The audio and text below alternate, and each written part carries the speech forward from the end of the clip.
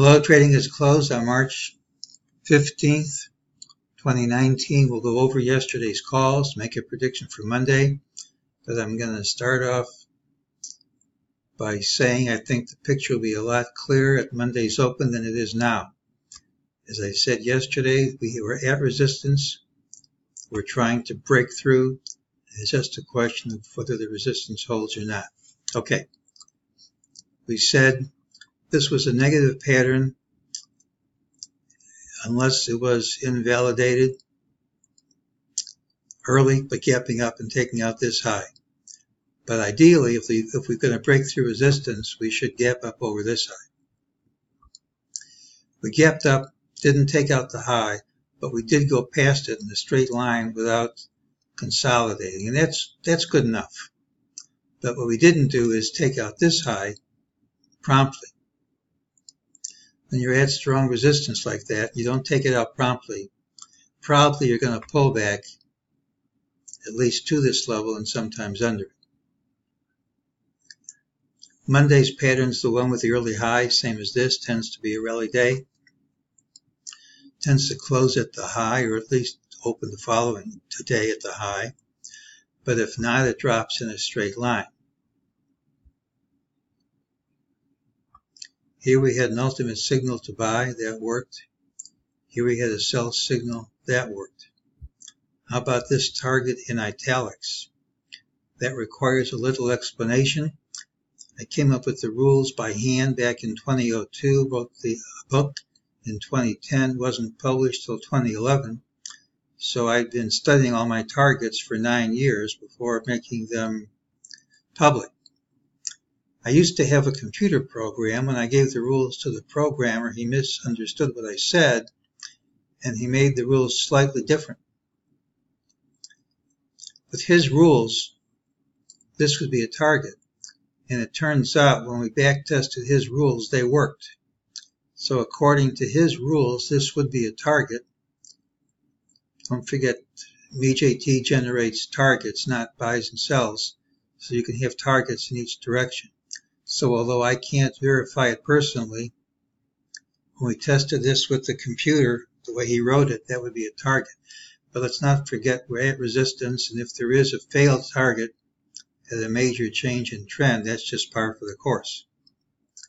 This could be a change in trend because we're at a potential top, because we've now gone under the lower Bollinger Band on the volatility index and the old volatility index.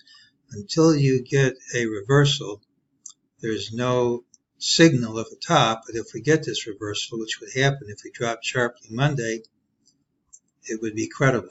It hasn't happened yet. Here's a confusing pattern for you. We gapped up, hit a new high, and then couldn't hold it at the close. However, we did close over all these prior highs, and that's not too bad.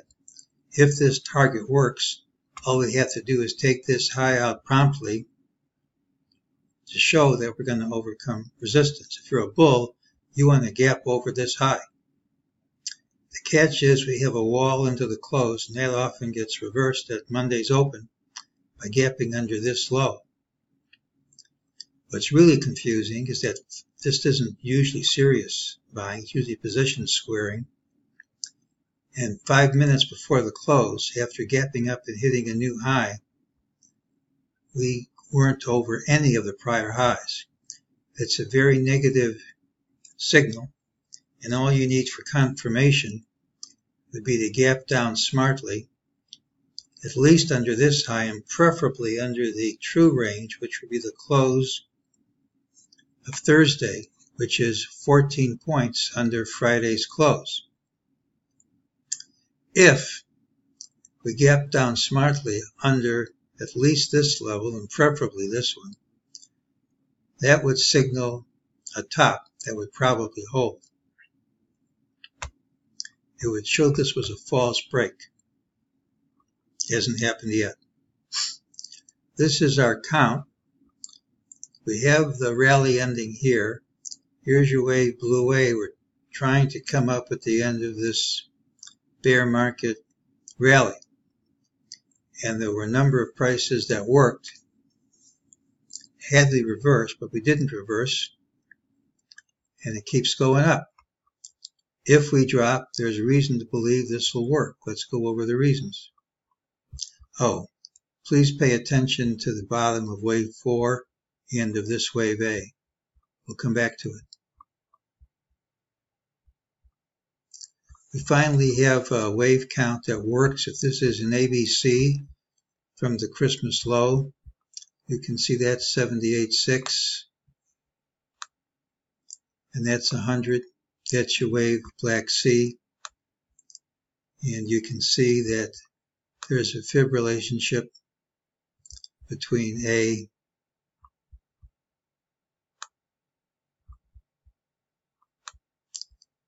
and C. That's pretty good. So at least there's Fibonacci resistance right at this high. That's not all the resistance. You take the low of wave 4 and the low of wave A, and you connect them, and you see how we're banging on the line, which is parallel to the line connecting these lows. You'll also see the prior consolidation. You take this low and this high. It targets Friday's high, from which we reversed strongly. Let's go over our trading plan. Monday's pattern has the early high and the late high. Most of the time it's a rally day, but if it fails, it drops in a straight line. If you're a bull, you want to confirm that this is a real break by taking out this high early, ideally by gapping over it. If you're a bear, you want to show this is a false break by gapping down smartly, ideally under Thursday's close. If either one of those things happen, I think it would be a strong, unless it's reversed immediately, if either one of those things happen, I think it would be a strong indication of what lies ahead of us. Now, it would be nice if this worked because, as a high, because that was the date I came up with a year and a half ago. But again, some of these things work and some don't, and if it works, I give it another reprieve. So Monday's open is going to clarify things. I'm expecting to see the gap and the prompt move outside the range. If not, the next most likely as we close little change, have the big move Tuesday. If this is real, we should gap up. If it's false, though, and we undercut this, look for a straight line move down. It could be very sharp because I've got much lower targets. Neither one's happened yet. We're going to have to wait to see Monday's open to see if either one of those things happen. And if they don't, I think it's going to be pretty tough for me to make a call other than for the general pattern I've set, and that's today's call.